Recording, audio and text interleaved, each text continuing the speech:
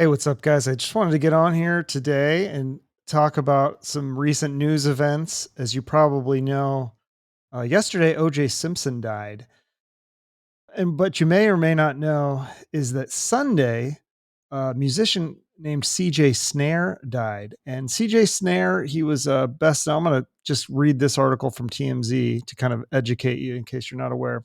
From TMZ, Sunday, April 7th, CJ Snare, better known as the lead singer of the rock band Firehouse, has died. TMZ has confirmed. Snare's daughter, Heather, tells us her father passed away Friday afternoon after a lengthy cancer battle. She says his official cause of death is cardiac arrest. Snare helped form Firehouse in 1987 after his former group, Max Warrior, broke up. He stayed with the band for nearly 40 years until his death. CJ Snare played keyboards and sang on all 7 albums the group has released, including their self titled debut, which went double platinum in the United States.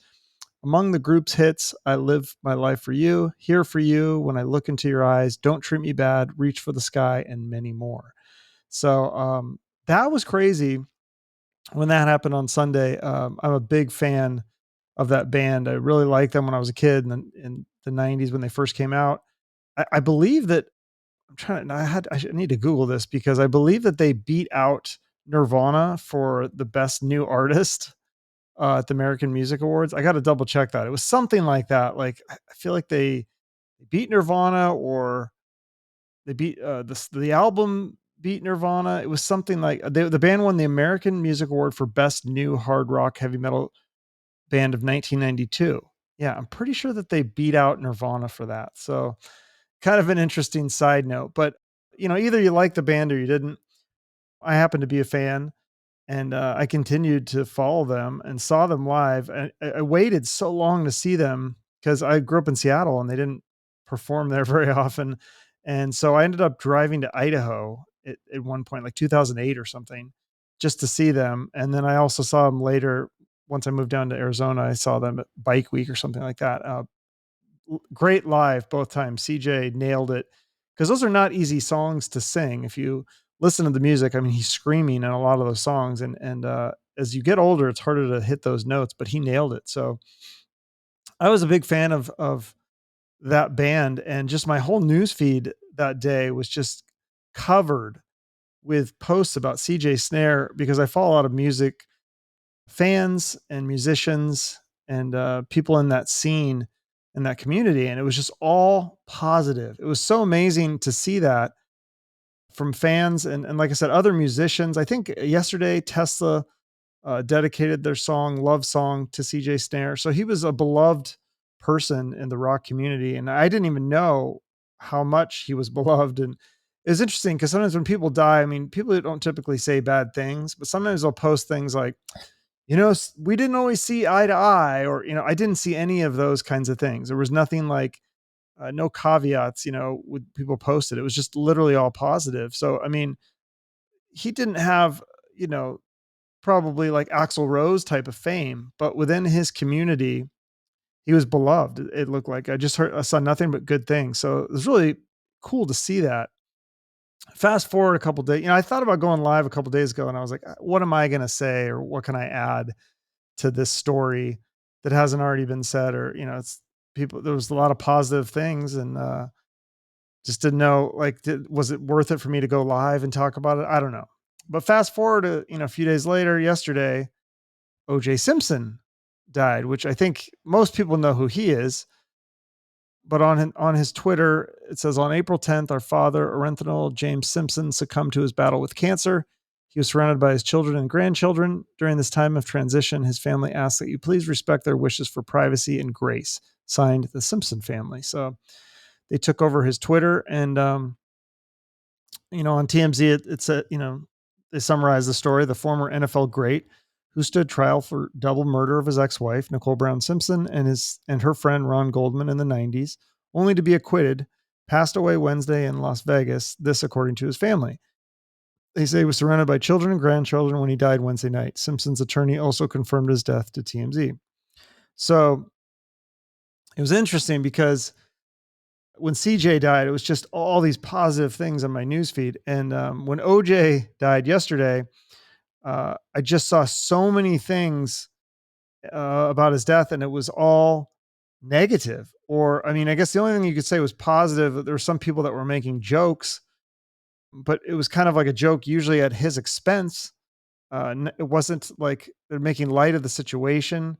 I didn't see a lot of people saying positive things about him in my newsfeed. Maybe I don't follow the right people. I don't know, but I mean, he had a long career as a football player and as a broadcaster and an actor and doing commercials and stuff. And I think he, both OJ and CJ were both entertainers in a way, and were good at their jobs.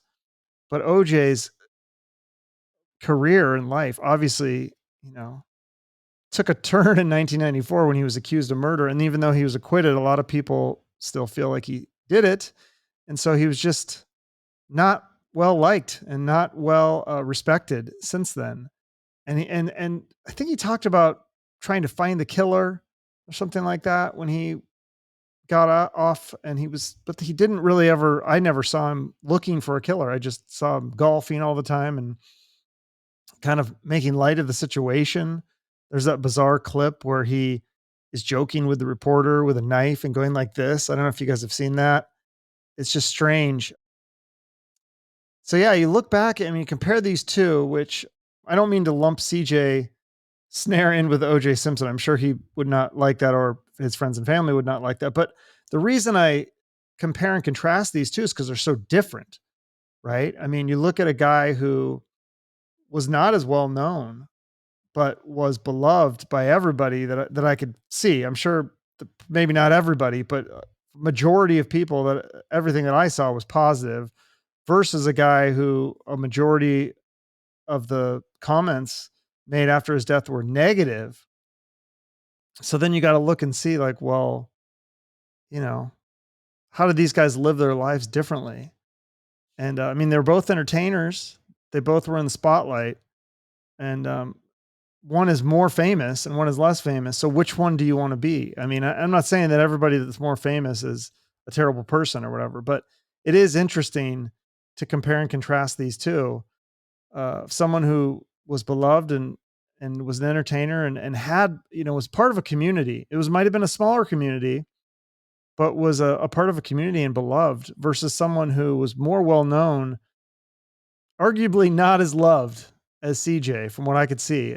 Just very well, or OJ, sorry, excuse me. OJ was very disliked by people. And it's interesting because even if he feels like he was innocent or he didn't do anything, I mean, you'd think that he would want to do something positive with his life. Or if he did do it, would he ever feel guilt?